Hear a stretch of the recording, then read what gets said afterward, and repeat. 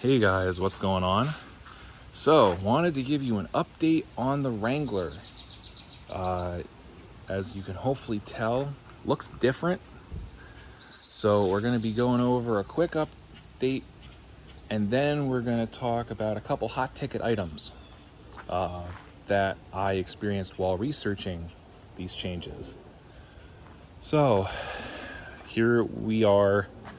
We have 35-inch BF Goodrich all mud terrains.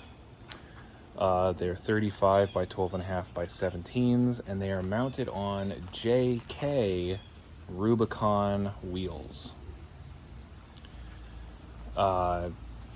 Additionally, the axles have been upgraded with 488 gears versus the factory 345s. And we have our spare tire, as well as the Rugged Ridge HD spare tire carrier mount. The mud terrains, these are the new KM3s. I have not noticed any real road noise, so to speak. And I haven't really noticed any huge drivability concerns. You know, it doesn't go all over the road or anything. The Rugged Ridge spare tire carrier, it's good. You know, went on fine. It mounts. It's real heavy duty. There are things I wish were different on it. I am already noticing it is corroding where water is mounted, and you could see there I've had to put the black wool wax on that bolt because it actually started rusting already. You can see a little bit of rust starting there. I saw a JK with this spare tire yesterday, and this was all orange with rust. So it doesn't give me the best confidence that this thing's going to be durable as far as the visual appearance. You know, you don't really want to have something that's all rusty and gross on your Jeep. Additionally, the spare tire mounting, the instructions tell you that there's a whole bunch of different positions. That might be the case if you're putting this on with the factory size tire, but they should really have it in the instructions that says, hey, if you're putting a big tire on here, go all the way out, because it's not going to fit any other way. If I had known that, it probably would have saved me 20 minutes of trying different positions before finally figuring out that, hey, the only option is adjust it all the way out. But other than that, it's all good. Additionally, underneath the car, you can see that glimpse of red. I put an adjustable rear track bar that I had laying around in this. This is a 2.5-inch Skyjacker lift kit, and a lot of people online say that you don't need an adjustable track bar. You do.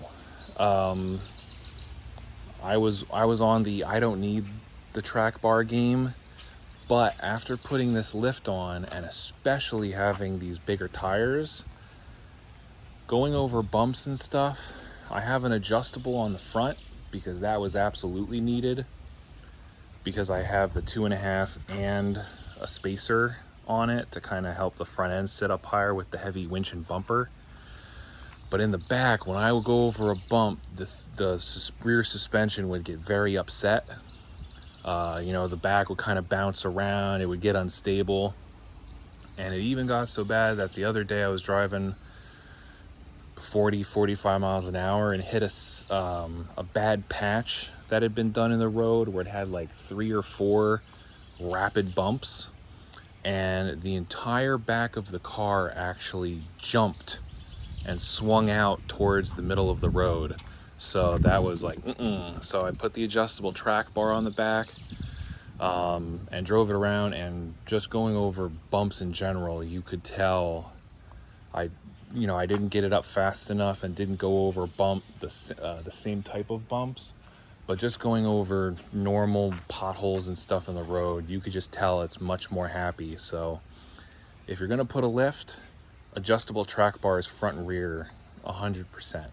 And when you're adjusting your rear and your front, you want to give it just a little bit of a bias towards the passenger side, because when you sit in it, the body sits down and the axle will go towards the driver's side slightly.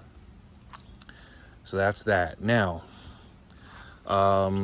first things first. First hot take item. Re-gear. So many videos online. Do you need to re-gear when you're running bigger tires? Everyone comes up with the 0 to 60 argument. No, I don't need to re-gear. Look, guys, when I floor it, it's pretty similar to how it was before. Well, yes, when you're dumping every single bit of power you have at your wheels, you'll be able to do 0 to 60 in not too bad of a time. The re-gear is not to help your 0 to 60 time. The re-gear is to help your engine and transmission lighten the load and be more efficient while on the highway cruising at 65 and you hit a hill.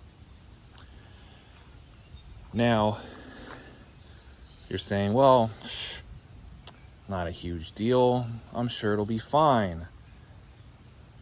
I beg to differ, because I went to, right before I took this to get the re-gears and tires put on, I decided I'll turn on the gear indicator on the dashboard and just see, what RPM am I in different gears.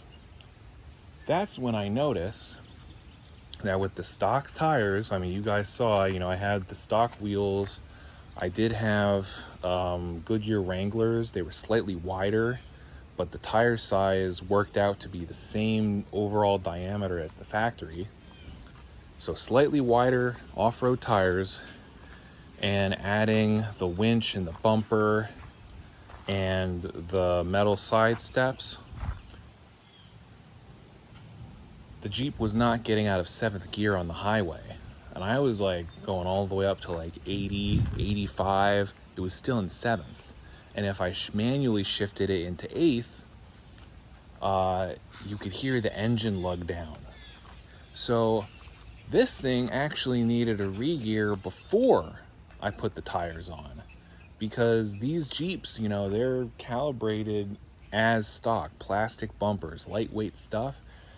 And if you put even wider tires on it or heavier tires on it, you could run into issues where the transmission doesn't shift into 8th gear or 7th gear.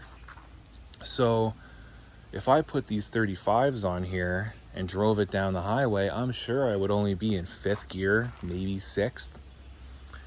So yes, you 100% need to re-gear if you're putting bigger tires on, unless you don't care about how high your transmission shifts and how much fuel mileage you get. Doing this, the heavier spare tire carrier, the heavier spare 35-inch tires, 488 gears, I went from getting 18 miles to gallon to 17 miles to the gallon. So 1 mile per gallon loss, I'll take it.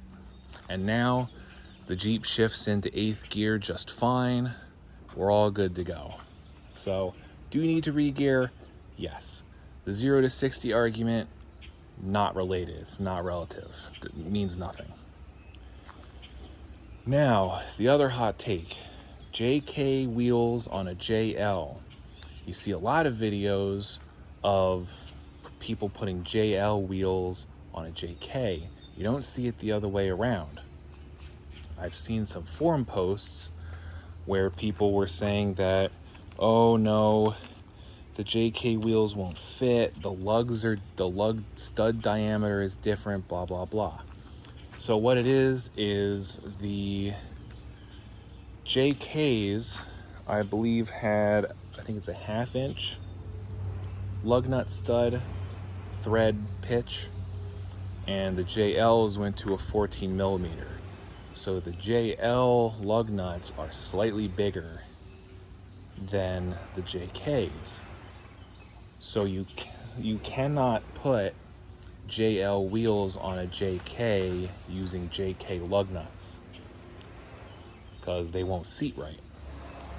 But they have the same 30-degree conical seat on the lug nuts, and your JL wheels will go onto your JK as far as fitting over the lugs and the hub, and vice versa. The JK wheels went on my JL just fine. No issues with the lug nut studs or lug nut stud holes, and it fit onto the hub just fine. These wheels are hub centric, not lug centric, so that's big. And with the lug nuts having the same 30-degree seat as the JKs versus the JLs, your JL lug nuts will work on JK wheels. They will still fit into the tapered seat on the wheel just fine, and you will not have any issues. Additionally, people were concerned saying that there's back spacing differences. I've had no issues. These wheels, I can turn them full lock either direction with the 35s, again on a 2.5-inch lift, and I have no rubbing issues. The rear wheels don't rub on anything even when they're flexed. So JK wheels will fit onto a JL just fine. Now, I believe it's one way or the other. I think the JK wheel sticks out a bit farther than the JL as far as like your offset and back spacing. Or the other way around, one or the other, but I've had no issues. Now, when I had the wheels and the re-gear installed, I had some interesting learning experiences. If we come down to the rear axle,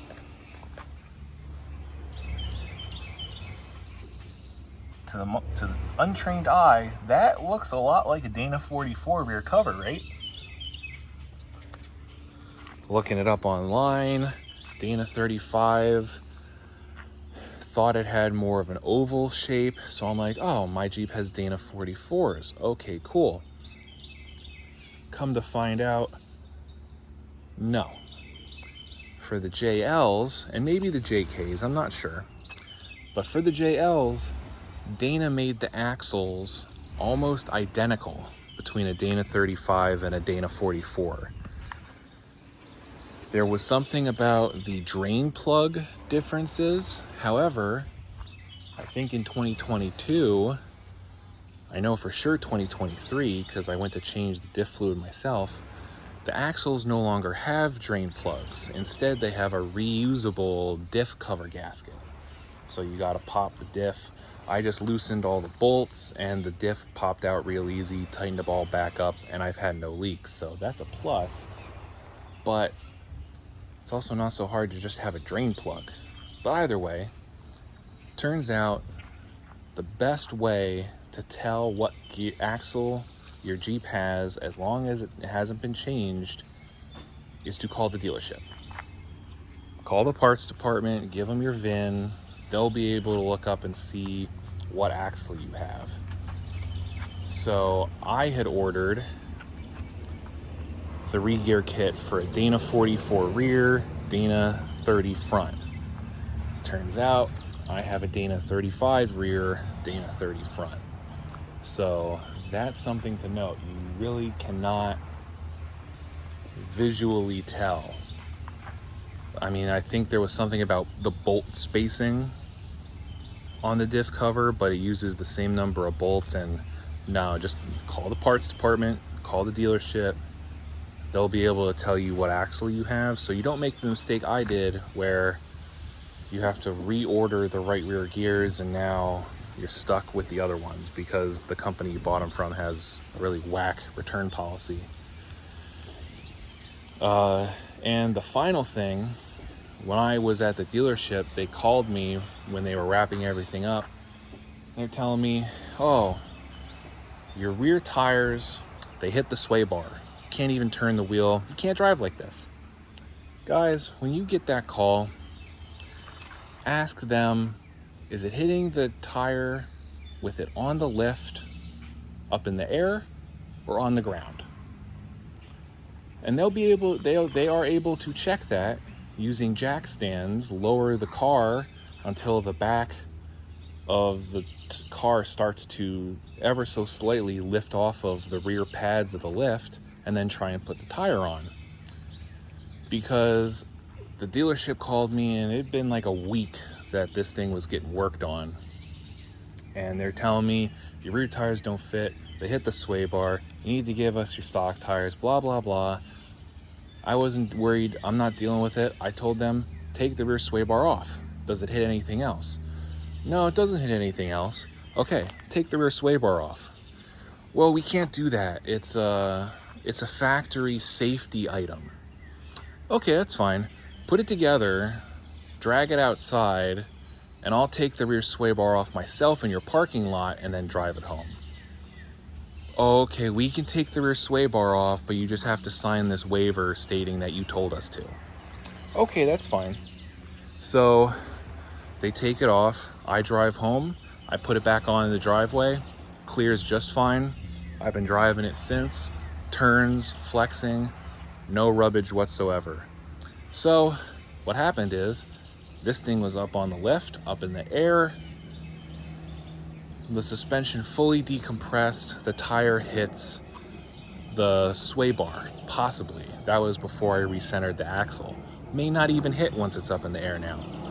But the point is, just because the dealership says it, doesn't mean it's 100% correct. If it hits in the air, but it doesn't hit when the car is on the ground and all that stuff, well, which is where it will be when you're driving it, it's not a problem. So that was a little tidbit for you guys, a little story time. And just ask the right questions, because if I just went with what the dealership said, I would have, lost out on running the cool Rubicon tires and all this other stuff. And I would have been pissed if I found out later that they do in fact fit just fine. So, but yeah, there's your walk around. And I will catch you guys on the next video.